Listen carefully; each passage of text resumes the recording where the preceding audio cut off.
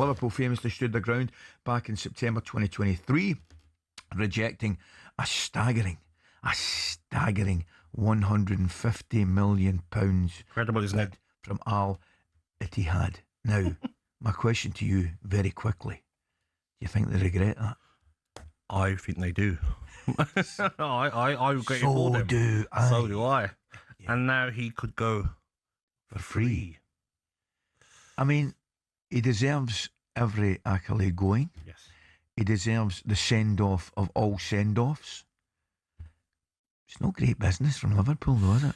No, but I think they were looking at it now, Liverpool, and say, I'm whispering that. he's not at the level he was before. Now they're saving £20 million in wages. Okay. That's what they're thinking. That is definitely the look from a half full rather than half empty type of guy. Yes.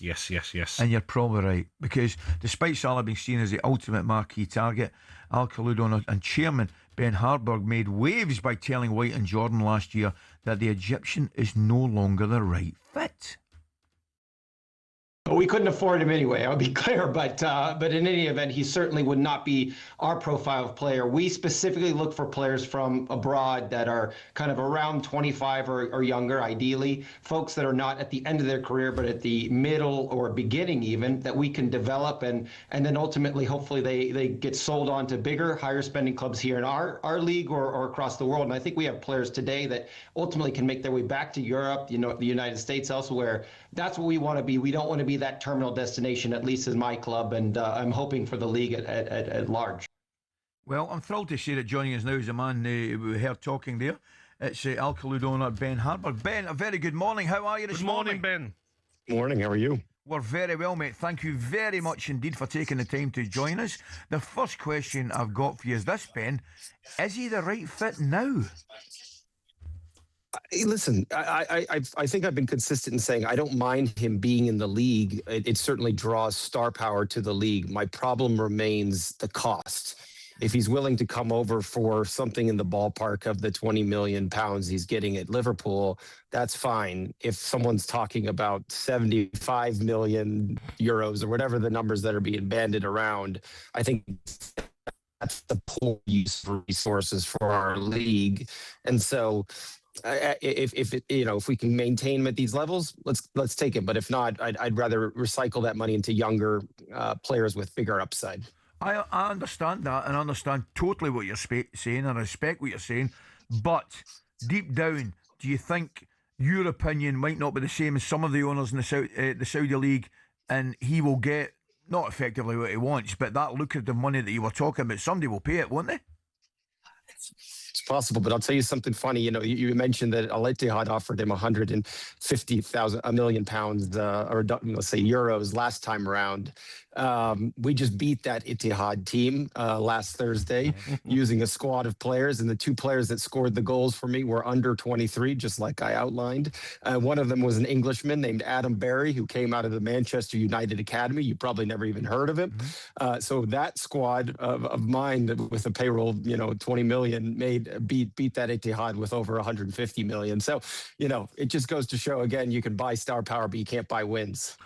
Ben, what exposure, though, would Salah playing in the Saudi Pro League? Is that what a team are looking at more than, okay, financially, you're obviously paying him too much, but the exposure of Mo Salah, one of the Premier League greats, playing in the Saudi Pro League? But is it more exposure than we already have gotten from Cristiano Ronaldo, from Karim Benzema? I mean, we've already ponied up and paid the money to kind of have a seat at the table to get that exposure. And so, my view is generally we've already ticked that box, and it's time to move into the next generation of younger players, higher upside, being seen as an emergent league rather than a retirement league. And so, I don't know. He's obviously got a great social media following. The narrative fits, as everyone says, but I still think that money could be better spent on younger players. See, I love it, Ben. I've got to say, I do. I love it, and I love what you're saying. Bringing youth through is the greatest thing to develop the league.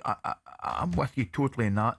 But at the same time, you do need profile. I'm sure you agree that as well. And how important, the question to you is how important the profile players coming in, right, are obviously vitally important, and bringing through youth, bringing in younger players of your own quality. But how important is the character of the older players that come out to play?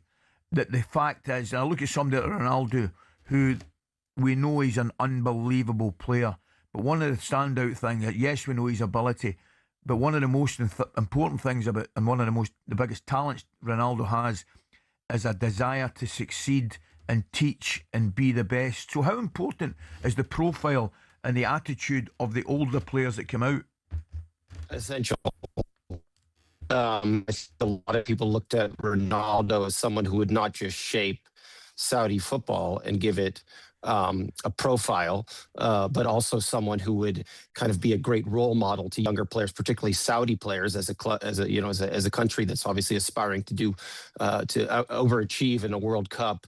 To see those players, to show them they should be the first in the building, the last out of the building, how they should eat, how they should sleep, and that's been a major problem for us in Saudi Arabia, is kind of convincing, particularly local players, of that kind of work ethic. And so the thinking was, we bring players in with that type of effort and energy and kind of mentorship capabilities that they could help.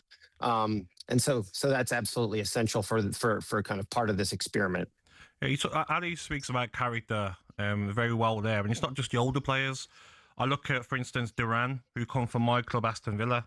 He went to Saudi Pro League, didn't last long, ended up leaving, and now he's moved to another 2 clubs within that time. Also, Nunes being left out of the Saudi Pro League squad. He sort of got kicked out of the squad, didn't he, for another player that come in. What do you think of those 2 players and their time in Saudi? Yeah, I mean, I think obviously, Duran has bounced around quite a bit, so that's probably indicative of how well he gels with the clubs he's found since departing England. So I think that speaks for his character. Narwin,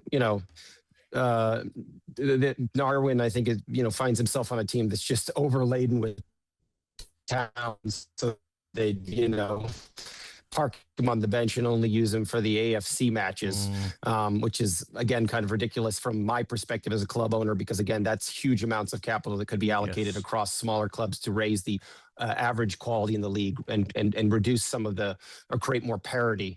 But yeah, the character for players is essential. And, I think, obviously Mo Salah has raised some question marks this year with the way he distanced himself from the team and made it feel like it was more about him than the club, in a season where he, scored only 10 goals across all competitions in spite of signing a big contract. So I'd like those to be higher character players who really can show that against adversity, they can really add a lot of value to the younger players around them and be an example. Ben, just a quick one before I go, mate. It'd be wrong of us not to congratulate you and wish you all the best in the cup final. Bet you're looking forward to that.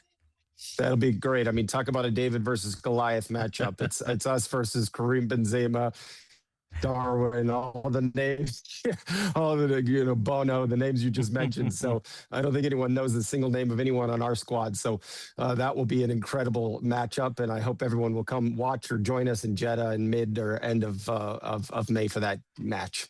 Brilliant, mate. Good luck, mate. If I remember that previous encounter, I think David came out on top against Goliath, mate. Yes. So I wish you all the very, very best. You never know, mate. Fingers crossed for you. Thank you. Good Thank luck. you.